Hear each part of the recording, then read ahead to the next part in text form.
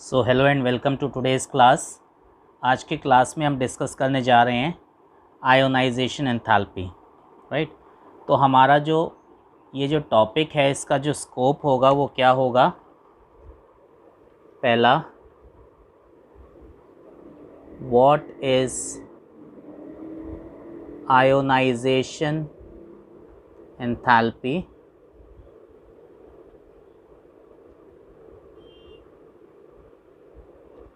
Okay. Second जो हम इसमें पढ़ेंगे, why it is called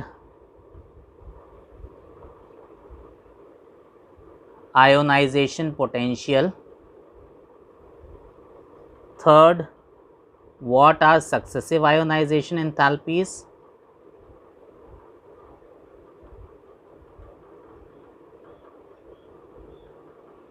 okay.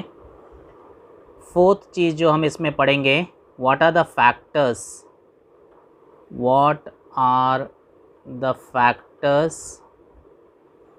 affecting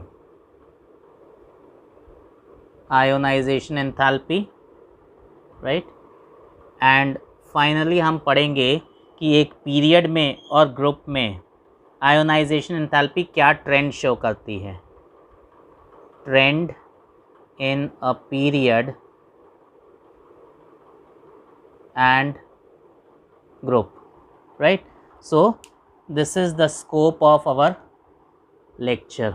okay, ये सारी चीज़ें हम इस क्लास में देखने जा रहे हैं, राइट। तो सबसे पहले हम देखते हैं कि what is ionization enthalpy. Ionisation enthalpy होती क्या है। So first is what is ionisation enthalpy.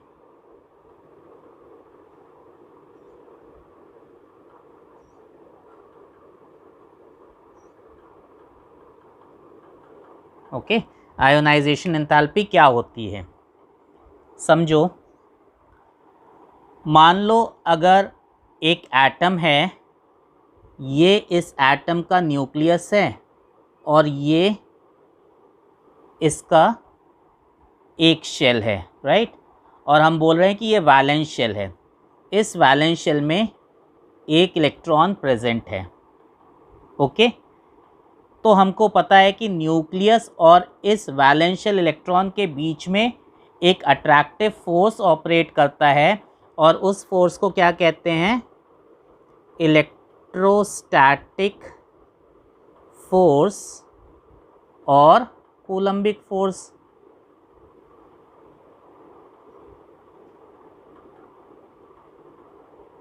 Okay, electrostatic force और coulombic force. Okay, COU, right. तो ये जो फोर्स है इसका मैग्नीट्यूड कितना होगा। So F is equal to KZE square upon R square, right. Where ये जो ZE है, ठीक है, ZE क्या है, ZE is the charge on the nucleus. Okay, nucleus पे क्या चार्ज है, पॉजिटिव चार्ज है, right. So ZE is charge on nucleus and E is charge on electron. So ZE into E, ZE square. K is a constant. Okay, R is the distance between the nucleus and the valence electron, right. Okay, तो इस force से ये जो valence electron है ये nucleus से attracted है, right. अगर हमको इस वैलेंस इलेक्ट्रॉन को न्यूक्लियस के अट्रैक्शन से बाहर निकालना है तो हमको कुछ एनर्जी लगानी पड़ेगी। ओके, तो ये जो एनर्जी हम लगा रहे हैं to remove the electron from the attraction of the nucleus, इसी एनर्जी को हम आयोनाइजेशन एंथैल्पी कहते हैं, राइट। तो हम आयोनाइजेशन एंथैल्पी को डिफाइन कर लेते हैं। ओके, तो आयोनाइजेशन एंथैल्पी क्या है, the minimum amount of energy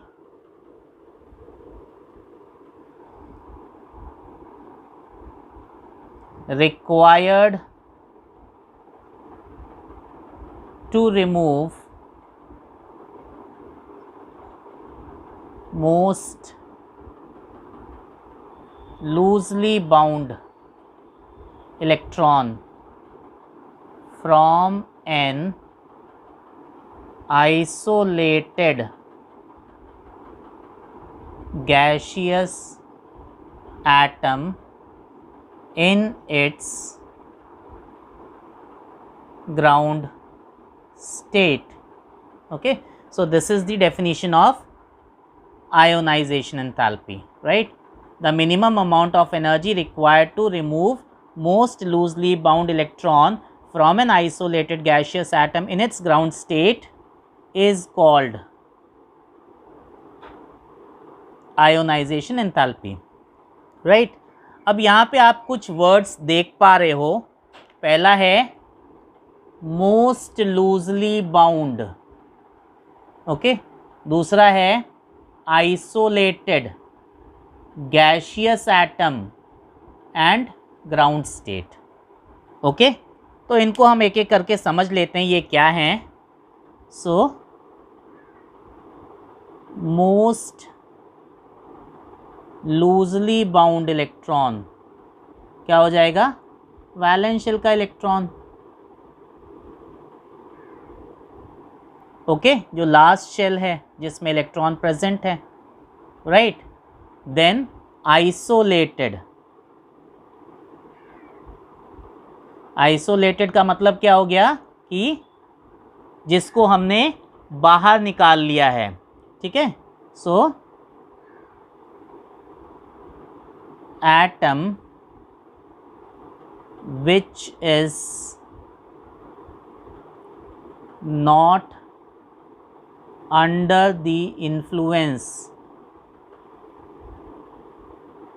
of any other atom, right. Then third is gaseous state, है ना. अगर एक एटम को हम आइसोलेट कर लेते हैं तो वो गैशियस स्टेट में ही आता है. Okay, so gaseous state is atom in isolated condition.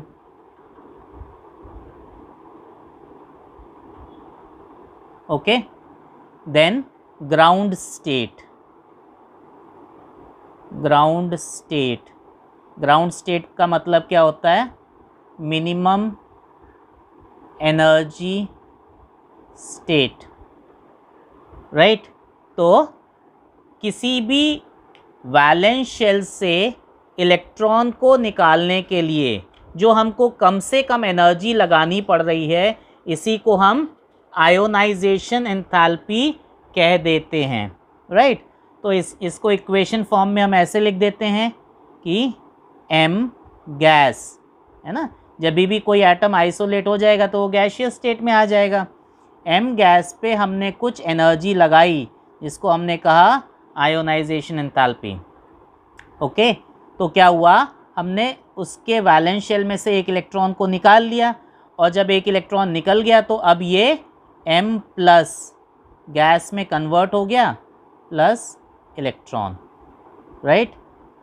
जो आयोनाइजेशन एंथैल्पी है उसको हम ऐसे डिनोट करते हैं, I, del H I. Okay, change H enthalpy, I ionization. Okay, so ionization enthalpy, right. अब हम देखेंगे कि why it is called ionization potential. Okay,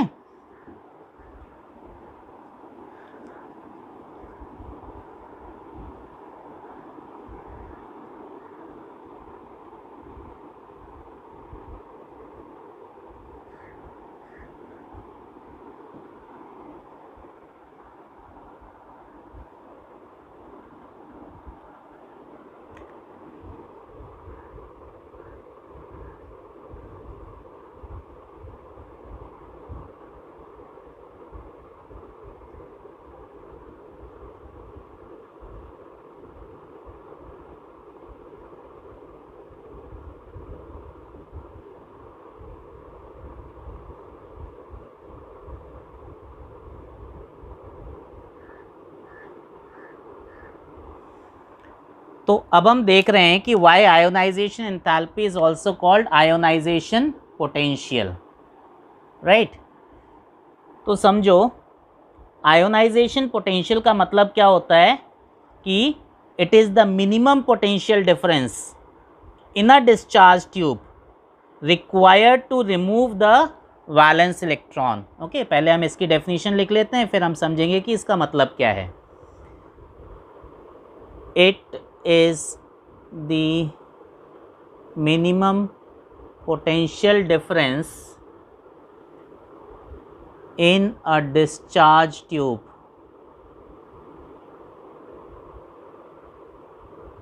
required to remove valence electron। Okay, समझो क्या मतलब है इसका। मेरे पास एक डिस्चार्ज ट्यूब है, इस तरह से ऐसे एक डिस्चार्ज ट्यूब है, और इस डिस्चार्ज ट्यूब में मेरे पास यहाँ पे 2 इलेक्ट्रोड्स हैं। ये इलेक्ट्रोड्स मैंने इस तरह से बैटरी के साथ कनेक्ट कर दिए हैं, राइट। ये नेगेटिव, ये पॉजिटिव, ये नेगेटिव कैथोड और ये पॉजिटिव एनोड, राइट। मैंने यहाँ पे इसके ऊपर एक मेटल की कोटिंग कर दी है। सपोज़ ये जो कोटिंग है सीसीएम मेटल की है, राइट। अब मैं क्या कर रहा हूँ, मैं यहाँ पे जो पोटेंशियल डिफरेंस क्रिएट कर रहा हूँ, इसकी वजह से इस सीसीएम मेटल के वैलेंस शेल में से इलेक्ट्रॉन्स इजेक्ट होंगे, है ना। तो ये किस में कन्वर्ट हो जाएगा, Cs प्लस इलेक्ट्रॉन। तो ये जो इलेक्ट्रॉन्स इजेक्ट करने के लिए हमने जो मिनिमम पोटेंशियल डिफरेंस लगाया, इसी को हम आयोनाइजेशन पोटेंशियल कहते हैं, है ना। तो this is nothing but ionisation enthalpy only, right. इसी को हम आयोनाइजेशन एंथैल्पी भी कहते हैं। Okay, right. नेक्स्ट हम देख रहे हैं कि सक्सेसिव आयोनाइजेशन एंथैल्पीज़ का मतलब क्या होता है। So our third point is successive ionization enthalpies. Successive ionization enthalpies, तो सक्सेसिव आयोनाइजेशन एंथैल्पी का मतलब क्या हुआ, समझो।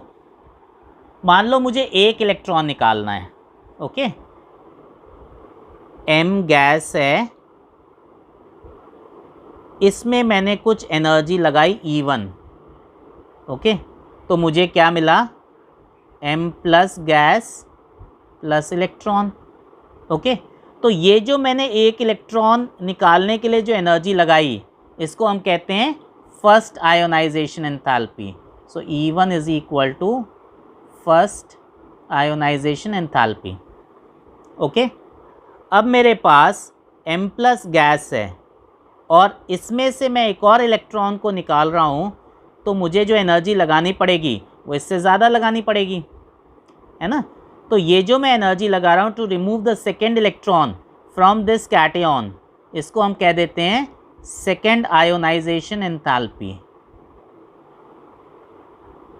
E2 is equal to second ionization enthalpy, right. Similarly M2 plus electron plus energy gives M3 plus electron. E3 is third ionization enthalpy, right. तो ये जो हमने आयोनाइजेशन एंथैल्पी लगा रहे हैं to remove the electron, first electron, second electron, third electron, इसी को हम सक्सेसिव आयोनाइजेशन एंथैल्पी कहते हैं, ओके। और ये जो सक्सेसिव आयोनाइजेशन एंथैल्पी का ऑर्डर है, ये ऑर्डर क्या हो जाएगा, सबसे कम फर्स्ट इलेक्ट्रॉन को निकालने के लिए एनर्जी लगेगी, okay. So first ionization potential और ionization enthalpy less than second ionization enthalpy, okay, less than third ionization enthalpy और आयोनाइजेशन पोटेंशियल, ठीक है, राइट। इसका मतलब क्या हुआ कि जो तीसरा इलेक्ट्रॉन निकालना होगा उसके लिए जो एनर्जी लगानी पड़ेगी वो सबसे ज़्यादा होगी। क्यों ज़्यादा होगी? रीज़न क्या है इसका? क्योंकि आप ऐसे समझो, मान लो मेरे पास मैग्नीशियम है, ओके, इस मैग्नीशियम का एटॉमिक नंबर है 12, तो इसमें 12 प्रोटॉन्स हैं और इसमें 12 इलेक्ट्रॉन्स भी हैं, right. So 12 protons are attracting 12 electrons, okay. अब मैंने क्या किया, मैंने इसमें से एक इलेक्ट्रॉन निकाल लिया, okay. Mg gas gives Mg plus gas plus electron, right. तो अब ये जो Mg प्लस गैस है इसके पास प्रोटॉन तो अभी भी 12 हैं लेकिन इलेक्ट्रॉन अब 11 हो गए हैं। तो अब 12 प्रोटॉन्स आर अट्रैक्टिंग 11 इलेक्ट्रॉन्स, है ना। तो जो न्यूक्लियर चार्ज है ऑन 11 इलेक्ट्रॉन्स ये बढ़ जाएगा, है ना, राइट। अब मान लो मैं इसमें से एक इलेक्ट्रॉन और निकालता हूँ,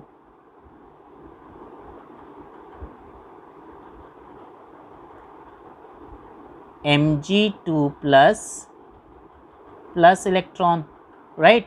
अब इसमें क्या हुआ, प्रोटॉन्स अभी भी 12 हैं और इलेक्ट्रॉन्स अब 10 हो गए, तो न्यूक्लियर चार्ज और ज़्यादा बढ़ गया, राइट, ओके। तो जैसे जैसे हम इलेक्ट्रॉन्स निकालते जाते हैं वैसे वैसे न्यूक्लियर चार्ज बढ़ते जाता है, और जब न्यूक्लियर चार्ज बढ़ता है तो रिमेनिंग इलेक्ट्रॉन्स जो हैं they are attracted more strongly by the nucleus, तो उनको निकालना हमारे लिए मुश्किल हो जाता है। So we need to apply more energy, okay. तो इसका रीज़न क्या है, इट इज़ एक्सप्लेन्ड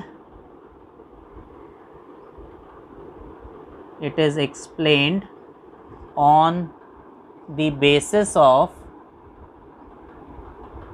किस बेसिस पे एक्सप्लेन करते हैं, increased effective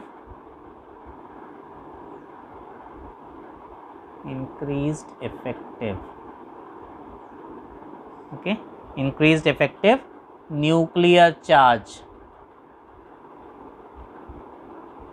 okay, increased effective nuclear charge from कहाँ से कहाँ तक, M गैस से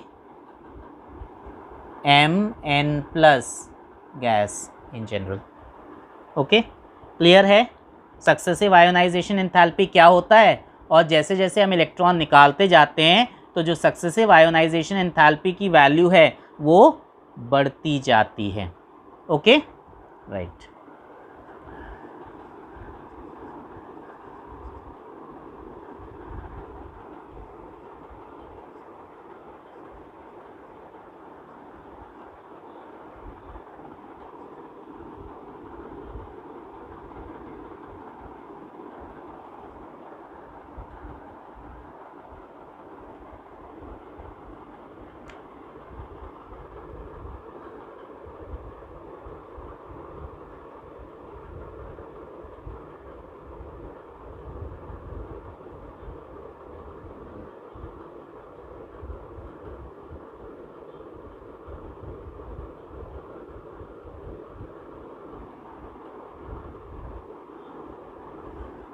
तो अब हम देखने जा रहे हैं कुछ और important points about ionisation enthalpy, okay. तो देखो फर्स्ट पॉइंट क्या है कि जो आयोनाइजेशन एंथैल्पी है, राइट, आयोनाइजेशन एंथैल्पी में जो इलेक्ट्रॉन्स हम रिमूव कर रहे हैं वो कभी भी सॉलिड स्टेट में से नहीं निकाले जाते हैं, ठीक है। जब एटम सॉलिड स्टेट में होता है तब कभी भी इलेक्ट्रॉन्स नहीं निकाले जाते हैं, ओके।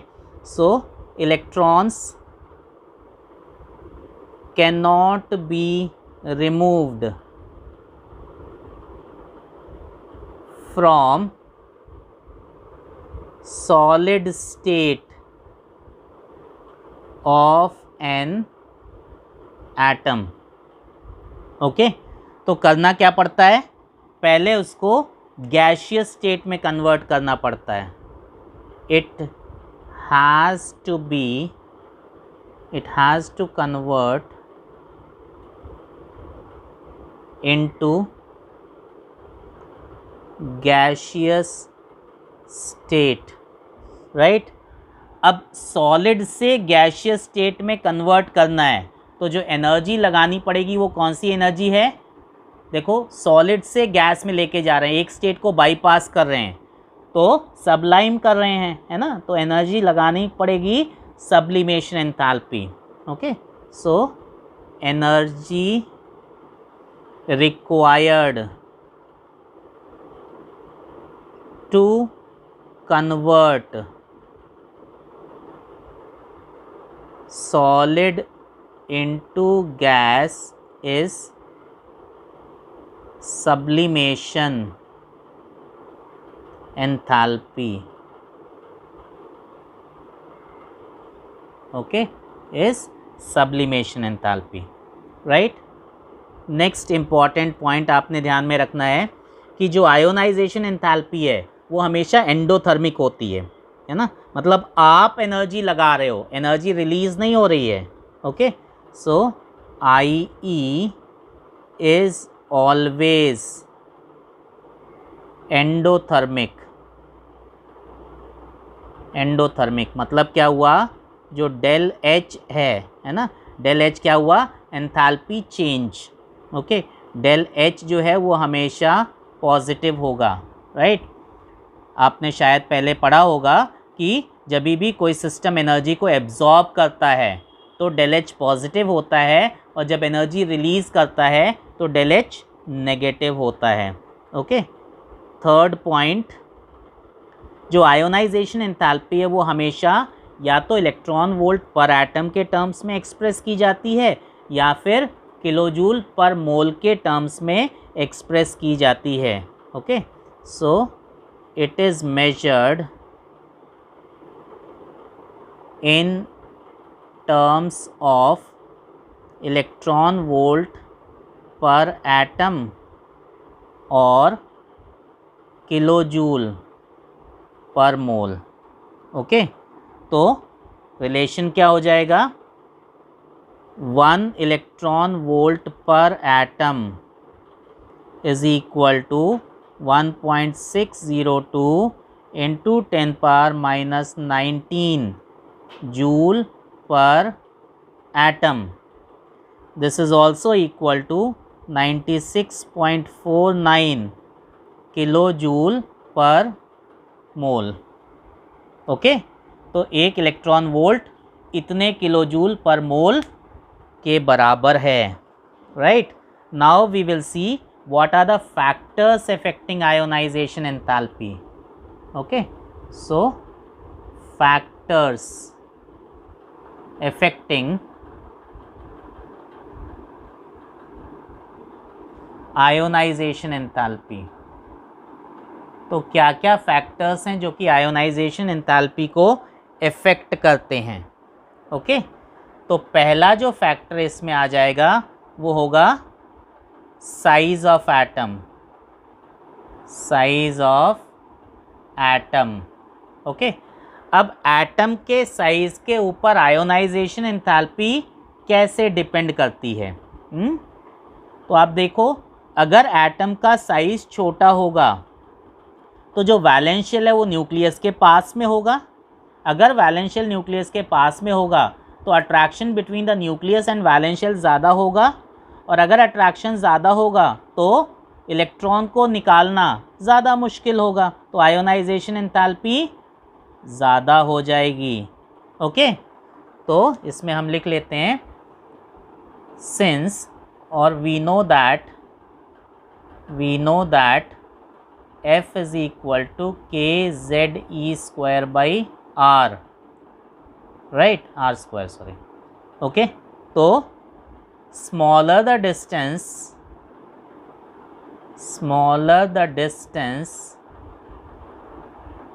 between nucleus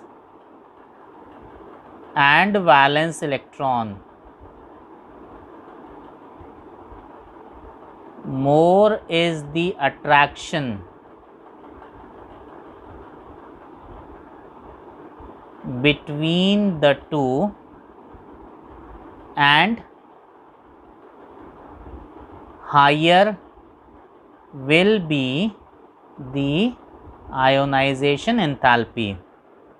ओके, तो हम इसको कैसे समराइज कर सकते हैं कि as size of atom increases, ionization enthalpy decreases. Okay, or we can say that ionization enthalpy is inversely proportional to atomic size, right? Okay, so this is all about atomic size. Okay, next factor हमारा है nuclear charge. Okay,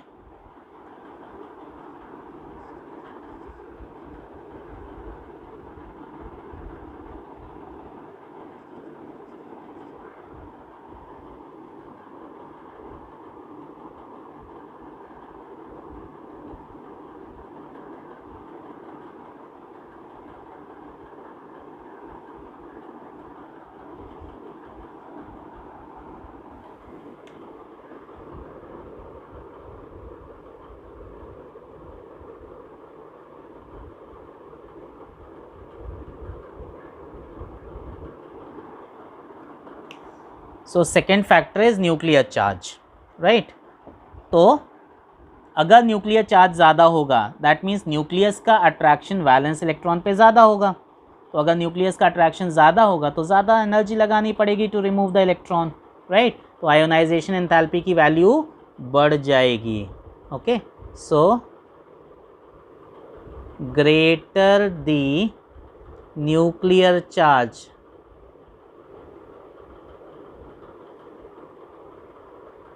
more is the energy required to pull the electron from the atom. Okay, and greater is the ionization enthalpy, right? तो हम क्या बोल सकते हैं कि जो न्यूक्लियर चार्ज है या फिर जो आयोनाइजेशन एंथैल्पी है, it is directly proportional to effective nuclear charge. Okay, ionization enthalpy is directly proportional to the effective nuclear charge. Okay, effective nuclear charge कैसे निकालते हैं, तो इसके ऊपर मैंने एक वीडियो बनाया हुआ है, इसका लिंक मैं डिस्क्रिप्शन बॉक्स में दे दूंगा, आप उस वीडियो को रेफ़र कर सकते हो. उसमें आपके सारे डाउट्स इफेक्टिव न्यूक्लियर चार्ज के क्लियर हो जाएंगे. Okay, now third factor which is affecting the ionisation enthalpy is shielding effect. Shielding effect. Okay, shielding effect का मतलब क्या होता है कि जो वैलेंस शेल के इलेक्ट्रॉन्स हैं, ओके, सपोज़ यहाँ पे न्यूक्लियस है, ये फर्स्ट शेल है, ये सेकेंड शेल है और ये वैलेंस शेल है, यहाँ पे इलेक्ट्रॉन प्रेजेंट है, राइट? तो न्यूक्लियस और वैलेंस शेल के बीच में ये दो और शेल्स आ गए, राइट? तो यहाँ पे जो इलेक्ट्रॉन्स प्रेजेंट होंगे वो वैलेंस शेल को न्यूक्लियस के अट्रैक्शन से प्रोटेक्ट कर पाएंगे, राइट? इसका मतलब है कि जितना ज़्यादा शील्डिंग इफेक्ट होगा उतना वैलेंस शेल पे न्यूक्लियस का अट्रैक्शन कम होगा. तो अगर अट्रैक्शन कम होगा तो इलेक्ट्रॉन को निकालना इजी हो जाएगा, आयोनाइजेशन एंथैल्पी कम हो जाएगी. ओके, अगेन शील्डिंग इफेक्ट के ऊपर मेरा एक कंप्लीट वीडियो है, आप उसको देख सकते हो. It is very simple video and you will get the clear picture of shielding effect. ठीक है, आपके सारे डाउट शील्डिंग इफेक्ट के क्लियर हो जाएंगे. क्या शील्डिंग इफेक्ट होता है, कैसे शील्डिंग कांस्टेंट निकाला जाता है और उससे इफेक्टिव न्यूक्लियर चार्ज पे क्या इफेक्ट पड़ता है. ओके, राइट, इसका भी लिंक मैं डिस्क्रिप्शन बॉक्स में दे दूंगा. ओके, तो इसके बारे में लिख लेते हैं. Electrons in the inner shell act as shield between nucleus and valence electrons. This is called shielding effect. This is called shielding effect, right? So larger the number of inner electrons, greater will be the shielding effect. ठीक है, shielding effect को screening effect भी कहा जाता है, screening effect. Okay, so larger the number of inner electrons, more will be the shielding effect. Okay, और अगर shielding effect ज़्यादा होगा तो smaller will be the ionization enthalpy. Smaller will be the ionization enthalpy, right? तो अगर हम इसको relate करें तो कैसे रिलेट कर लेंगे कि जो आयोनाइजेशन एंथैल्पी है it is inversely proportional to shielding effect of inner electrons.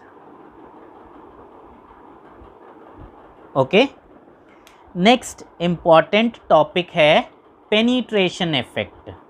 Okay, next factor is penetration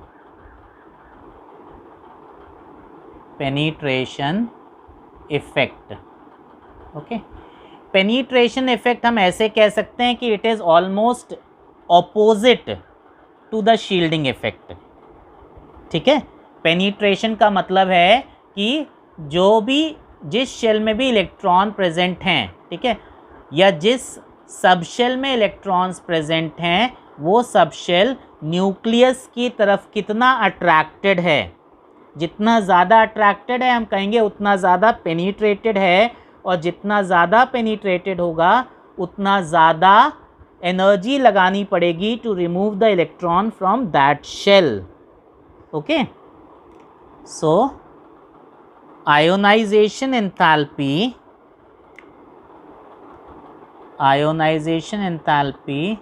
also depends upon penetration effect, which is also depends on, okay, also depends upon, इसको ऐसे लिख लो, ionization enthalpy also depends on type of electron to be removed. Okay, the s electrons are more penetrated towards the nucleus than p, d and f electrons. Okay, therefore more amount of energy is required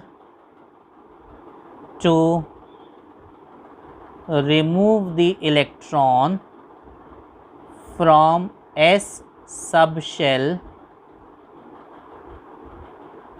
than from p, d and f subshells. Okay,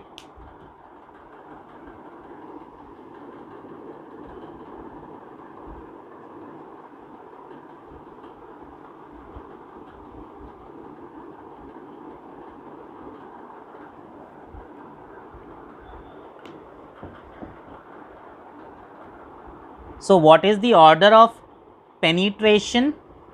Order of penetration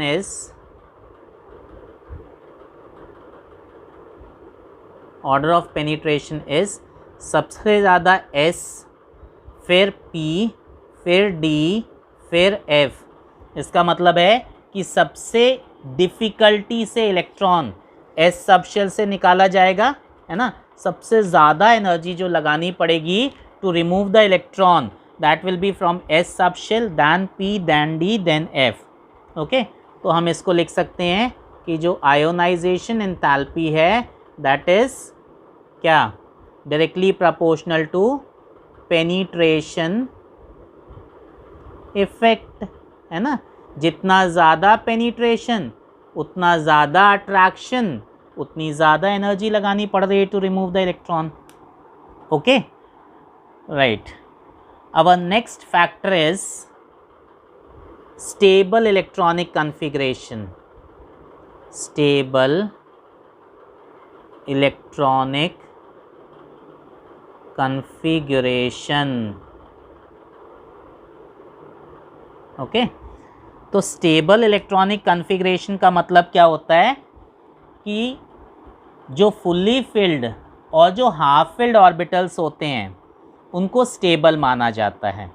okay, जो fully filled orbitals होते हैं और जो half filled orbitals होते हैं उनको stable माना जाता है, राइट। क्यों स्टेबल माना जाता है? बोलते हैं उनमें सिमेट्री होती है and symmetry always leads to stability. Okay, so as fully filled and half filled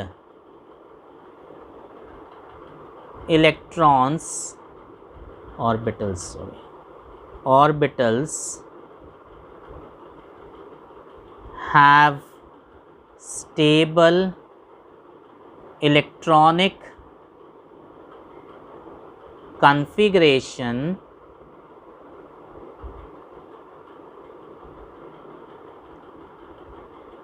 thus removal of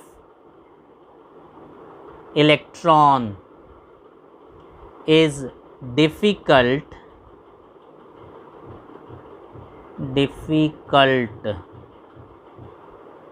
and ionization enthalpy is more, है ना। तो हम लिख सकते हैं कि ionisation enthalpy is directly proportional to stable electronic configuration, right, is directly proportional to stable electronic configuration। Okay, इसको हम एक एग्जाम्पल की मदद से समझने की कोशिश करते हैं।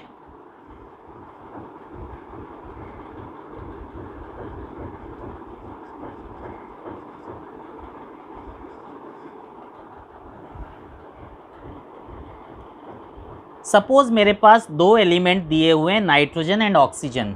ओके, एग्जाम्पल, मुझे दो एलिमेंट्स दिए, nitrogen atomic number 7, configuration 1s2 2s2 2p3, और ऑक्सीजन दिया है atomic number 8, configuration 1s2 2s2 2p4।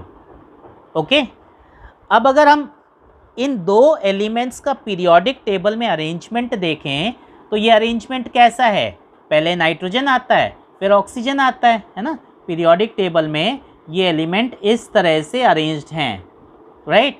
और हमने पढ़ा है कि left to right size decreases, ionization enthalpy increases, है ना।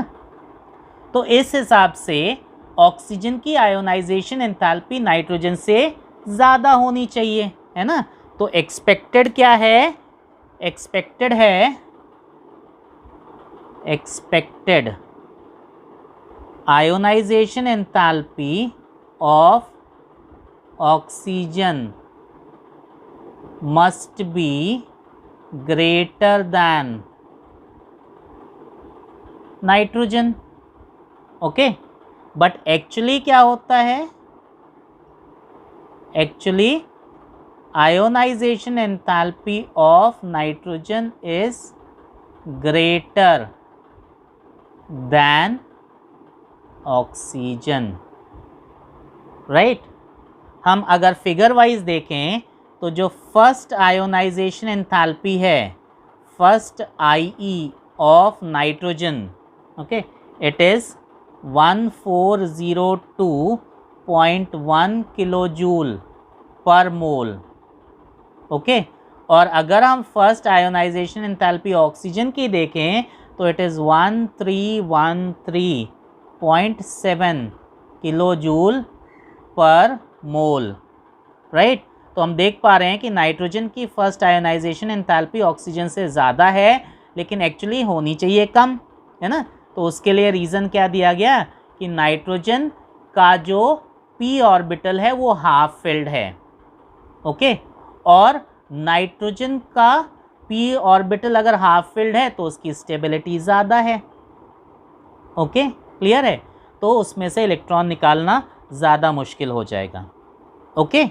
अब ध्यान से देखो, मान लो कि मैंने नाइट्रोजन को इतनी एनर्जी दी और उसमें से एक इलेक्ट्रॉन निकाल लिया, तो मेरे पास क्या है, N gas gives N plus gas plus electron, right. जो एनर्जी लगी that is first ionization enthalpy I1,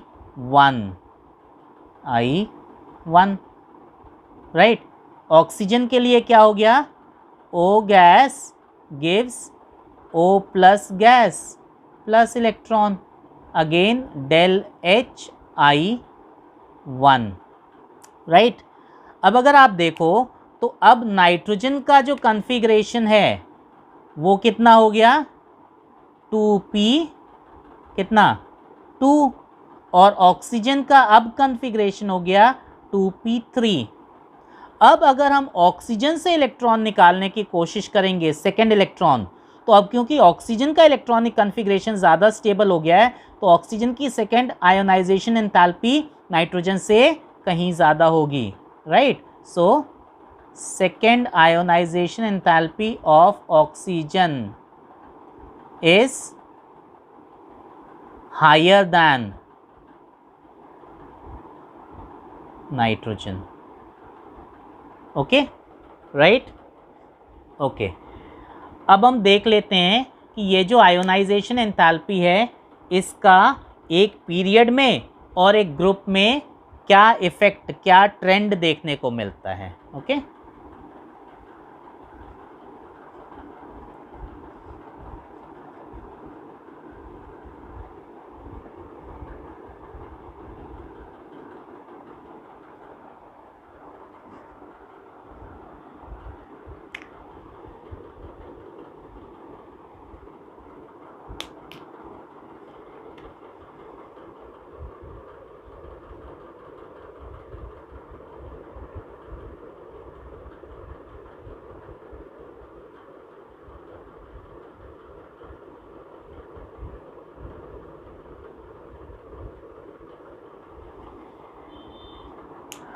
So variation of ionization enthalpy in a period, right। तो हमको पता है कि जब हम लेफ़्ट टू राइट जाते हैं एक पीरियड में तो एटॉमिक रेडियस छोटा हो जाता है। अगर एटॉमिक रेडियस छोटा हो जाता है तो जो इफेक्टिव न्यूक्लियर चार्ज है वो ज़्यादा हो जाएगा, है ना। और अगर इफेक्टिव न्यूक्लियर चार्ज ज़्यादा हो जाएगा तो इलेक्ट्रॉन को निकालना डिफ़िकल्ट हो जाएगा, okay. So on moving from left to right in a period, ionization enthalpy increases as Z effective increases and size decreases. Hence, removal of electron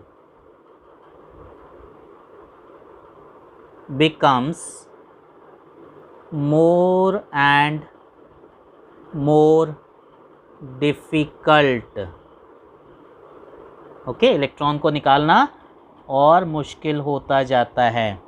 okay, तो अगर हम ऑर्डर लिखें तो ऑर्डर क्या हो जाएगा, देखो, order of first ionization enthalpy in any period. क्या ऑर्डर बनता है देख लो. मेरे पास 1A है, 1A, then 2A, then 3A, then 4A, then 5A, 6A, 7A and 8A. 8A. Okay, अब देखो ये जो कॉन्फ़िगरेशन है इनका, ये कैसा हो जाएगा. इसके लिए P6, इसके लिए P5, P4, P3, P2, P1, और इसके लिए S2 और इसके लिए S1, है ना. ये आपका फर्स्ट ग्रुप एलिमेंट है ना. ये फर्स्ट ग्रुप, ये सेकंड, ये 13th, ओके, ये 14th, ये 15th, 16, 17, 18, राइट. तो इनका ऑर्डर क्या हो जाएगा, देख लो. This, this, this, this, then ऐसे. ओके, फिर ऐसे, फिर ऐसे. ओके, बहुत इम्पॉर्टेंट है, ध्यान से देख लो, समझ लो. ओके, अब इसका रीज़न हम देख लेते हैं.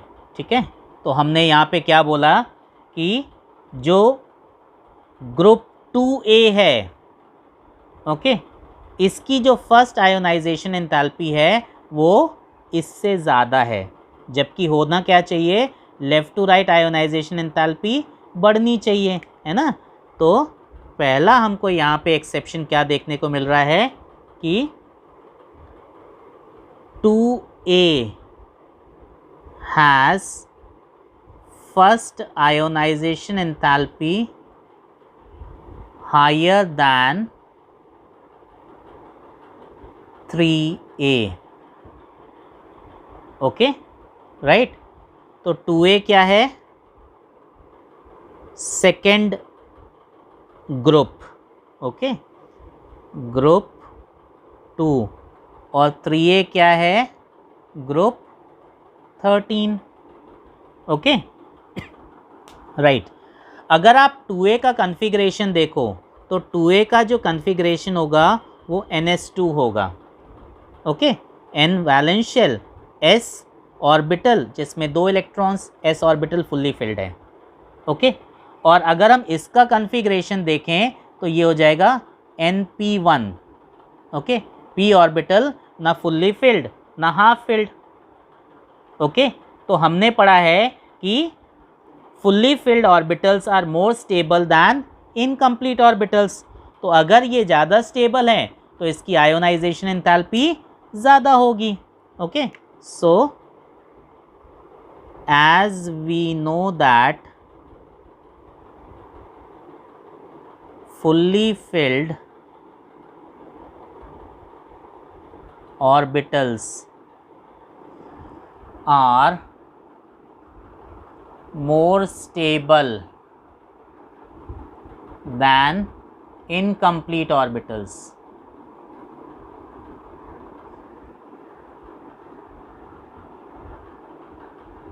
Hence 2A have higher ionization enthalpy than 3a। Okay, ये हो गया एक्सेप्शन नंबर 1। फिर से यहाँ पे देखो 5a की आयोनाइजेशन एंथैल्पी 6a से ज़्यादा है, तो यहाँ पे भी हमको सेम कॉन्सेप्ट लगाना पड़ेगा कि अगर हम 5a देखें तो 5a में जो p ऑर्बिटल है वो हाफ फिल्ड है, और 6a में जो p ऑर्बिटल है वो ना हाफ फिल्ड है ना फुल्ली फिल्ड है ना। तो इसका इलेक्ट्रॉनिक कन्फिग्रेशन ज़्यादा स्टेबल है, तो इसमें से इलेक्ट्रॉन निकालना ज़्यादा मुश्किल होगा और इसकी आयोनाइजेशन एंथैल्पी ज़्यादा हो जाएगी। Okay, so next exception is, okay, so this is first one, this is second one. Okay, 5a right, जिसका कन्फिग्रेशन है p3 has more ionization enthalpy than 6a configuration p4, okay, because p3 is half filled while p4 is incomplete, right. अब last आ जाओ, देखो इसकी ionisation enthalpy सबसे ज़्यादा है, क्यों? क्योंकि इसका वैलेंशियल कंप्लीटली फिल्ड है। ओके, तो किसी भी पीरियड में जो नोबल गैसेस होते हैं उनकी आयोनाइजेशन एंथैल्पी मैक्सिमम होती है, क्योंकि उनका ऑक्टेट पूरा होता है। Okay, so third and important point, in any period noble gases have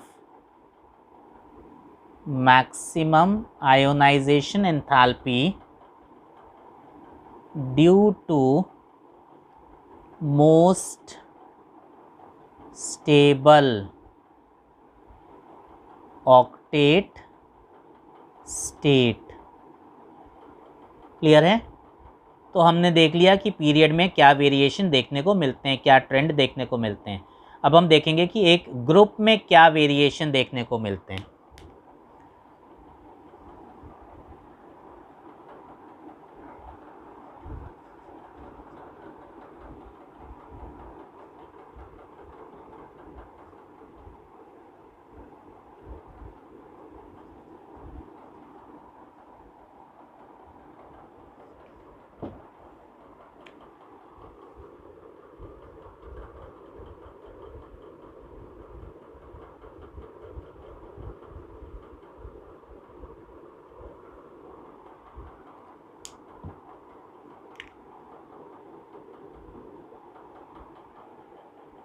so variation in a group, तो जैसे जैसे हम टॉप टू बॉटम आते हैं एक ग्रुप में, जो वैलेंशियल है वो न्यूक्लियस से दूर होते जाता है। So distance between the वैलेंशियल and nucleus increases, तो न्यूक्लियस का अट्रैक्शन वैलेंशियल पे कम होते जाएगा, राइट, और इलेक्ट्रॉन को निकालना इजी हो जाएगा।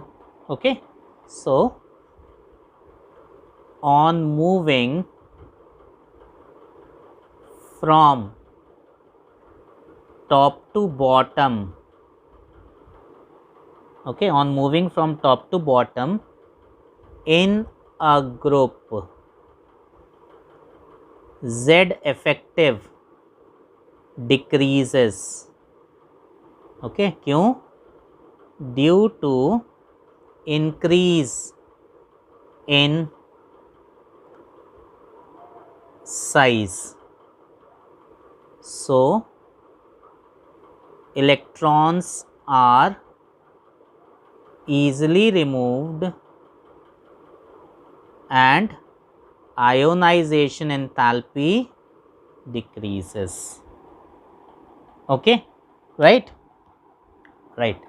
अब अगर आपसे किसी ने पूछ लिया कि बताओ कि कौन सा एलिमेंट है जिसकी आयोनाइजेशन एंथैल्पी सबसे ज़्यादा है। ओके, तो हमको पता है कि सबसे ज़्यादा आयोनाइजेशन एंथैल्पी किसकी होती है, ज़ीरो ग्रुप की या नोबल गैसेस की या 18th ग्रुप की, है ना। तो और हमने ये भी पढ़ लिया कि top to bottom ionization enthalpy decrease होती है। तो इसका मतलब है कि इस ज़ीरो ग्रुप में जो सबसे ऊपर वाला एलिमेंट है उसकी आयोनाइजेशन एंथैल्पी सबसे ज़्यादा होगी, right. So in periodic table helium has highest. Okay, अच्छा, अगर आपको पूछा जाए कि किसकी सबसे लोएस्ट होगी, तो हमको पता है कि पूरे पीरियोडिक टेबल में जो ग्रुप 1 एलिमेंट्स होते हैं उनका साइज सबसे बड़ा होता है ना। तो अगर साइज बड़ा है तो आयोनाइजेशन एंथैल्पी कम होगी, और इसमें top to bottom ionization enthalpy और फर्दर डिक्रीज हो रही है। तो इसका मतलब है कि इसमें जो सबसे लास्ट वाला एलिमेंट है ना, सीसीएम, सीसीएम के बाद फ्रांसियम हो जाता है विच इज़ रेडियो एक्टिव, है ना। तो जो सीसीएम वाला एलिमेंट है इसकी आयोनाइजेशन एंथैल्पी सबसे कम होती है। Okay, so in a periodic table helium has highest and caesium has lowest ionization enthalpy value. Okay, right. Now we will see some more important points about ionization enthalpy. Okay, so importance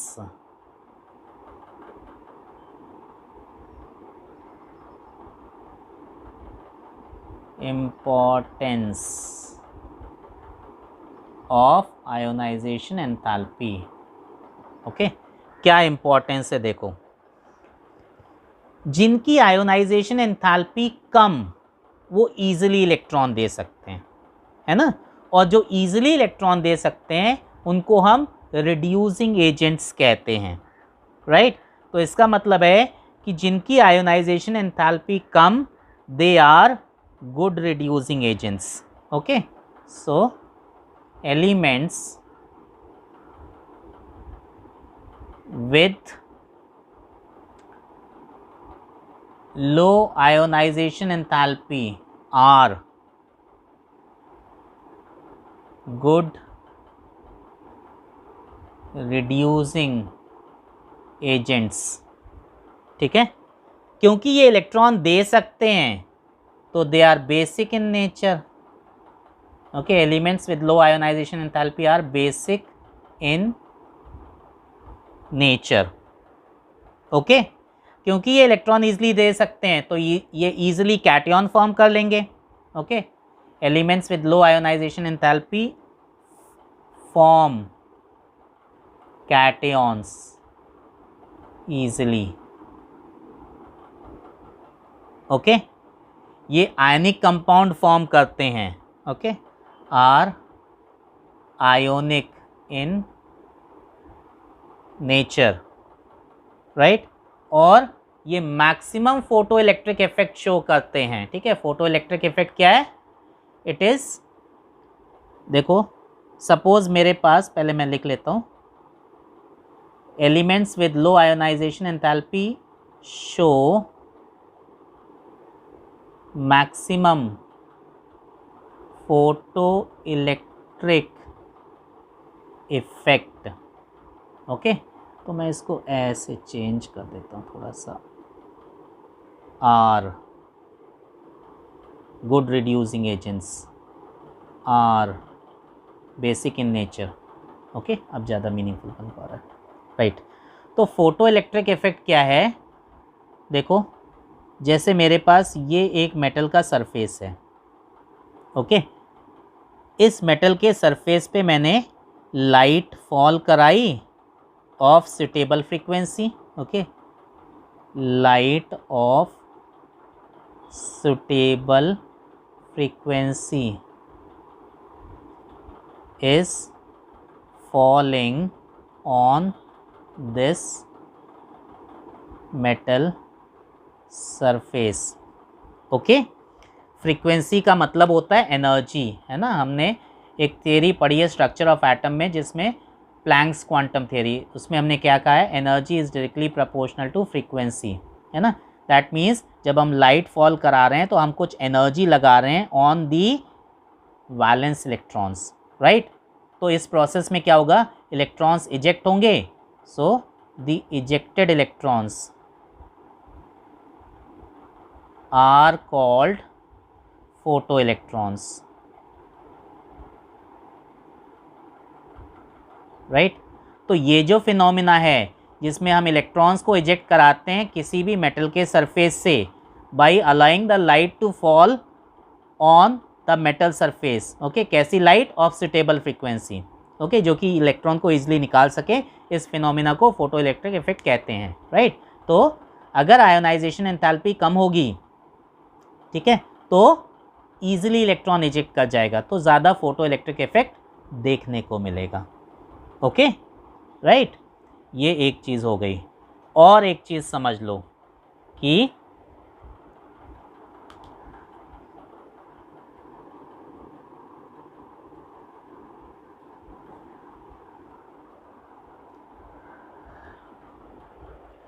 जब दो successive ionisation enthalpy की values के बीच का जो difference है, ठीक है, when difference in two successive ionization enthalpy values of an atom, okay, is approximately 965 से 1450 और लेस है, राइट, ये किलो जूल में, किलो जूल पर मोल, और less than higher oxidation state is more stable, okay. Higher oxidation state का मतलब है जब ज़्यादा चार्ज उस एलिमेंट के ऊपर आता है, ठीक है। तो अगर ionisation enthalpy, successive ionisation enthalpy की जो वैल्यू है वो इस रेंज में या इससे कम आ रही है, ओके, तो जो हायर ऑक्सीडेशन स्टेट है वो ज़्यादा स्टेबल होगा, okay. And when it is more than 1450 kilojoule per mole, okay, then lower oxidation state is more stable, okay। अगर ये जो डिफरेंस है ये इससे ज़्यादा आ रहा है तो इलेक्ट्रॉन्स ईजिली लूज़ नहीं हो पाएंगे, ओके। उस केस में लोअर ऑक्सीडेशन स्टेट ज़्यादा स्टेबल होगा, ओके। तो हमने आयोनाइजेशन एंथैल्पी से रिलेटेड जितने भी कॉन्सेप्ट थे वो सब इसमें कवर कर लिए हैं, और I am very much sure कि अब आपके आयोनाइजेशन एंथैल्पी के सारे डाउट्स क्लियर हो जाएंगे और आप इसमें एकदम परफेक्ट हो चुके होंगे, राइट। स्टिल अगर आपके कोई क्वेश्चंस हैं तो आप कमेंट सेक्शन में मेरे से पूछ लेना और मैं उसको रिप्लाई कर दूंगा। So that's it for today, thank you very much. Do not forget to like, share and subscribe my channel. Press the bell icon to get the latest updates on upcoming videos.